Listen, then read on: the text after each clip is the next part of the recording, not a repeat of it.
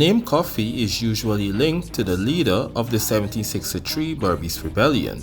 But did you know there was another Cuffy who participated in a Berbice rebellion just 1 year before?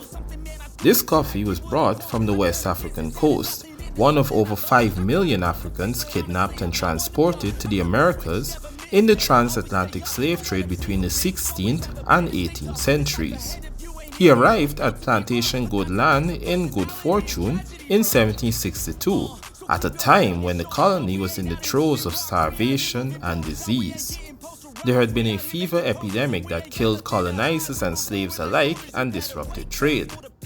Supplies from the Netherlands were insufficient, and pleas for more fell on deaf ears. Despite these conditions, the Dutch still overworked and underfed the slaves, meeting production quotas deemed more important than their very lives. Rumblings of discontent grew more and more until tempers erupted at the very plantation Cuffy arrived at just a short time later. It was Adam, a spiritualist turned driver, one of the most privileged positions in the slave hierarchy, who struck the first blow. While Cuffy's plantation owner was out one night, Adam gathered up a few fellow slaves, including Cuffy.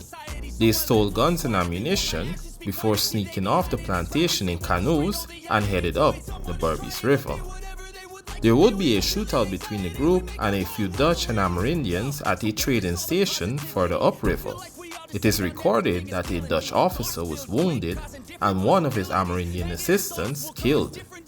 Adam and his fellow escapees gathered more guns and supplies from the station before continuing their journey deeper inland.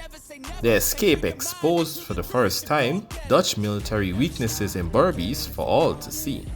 Of the Berbice population, the Dutch made up less than 10% of the population. For years, laws controlling the ratio of Europeans to slaves had been ignored in favor of more profits.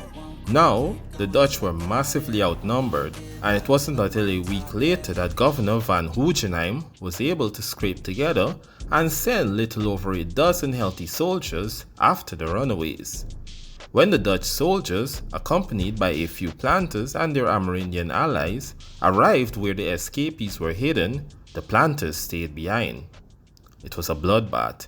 They call me a god. They call me a god. Adam managed to lure the Dutch soldiers into the forest, where he and his men killed 2 and wounded 7 of them. The planters fled, leaving the surviving soldiers to continue pursuing the runaways. And already disgusted by the cowardly behavior of the planters, the Amerindian allies abandoned the group after this stinging defeat. Even with reinforcements and cannons, the forest obstructed the Dutch, and Adam took advantage of this to escape further inland. But all was not well with the escapees. Hunger, disease, and distrust seeped in. As their supplies dwindled the further into the forest they went, the men in the group quarreled among themselves. It is reported that Adam himself had a mental breakdown and killed 3 children, though this may have been exaggerated by the Dutch, intent on demonizing the escapees. Be that as it may, Adam was eventually killed in his sleep by 2 of his fellow escapees. By the time the Dutch, with the aid of other Amerindian allies, managed to recapture the escapees, only 2 remained alive, Cuffy and an Amerindian woman who had been a house slave. The 2 escapees were brought to trial at Fort Nassau, where Cuffy and other witnesses supported the woman's claim that she had been forced to come along by Adam. While she was exonerated, a different fate awaited Cuffy. Testimony, including that of the Amerindian woman that he had wielded a bow and arrow during the escape and even killed a Dutchman, sealed his fate. Cuffy was executed 2 days after his death sentence was passed. His last words were reportedly a promise that what he and Adam had started would be finished soon enough. The Dutch did not even have enough soldiers to circle the execution ground, as was the custom.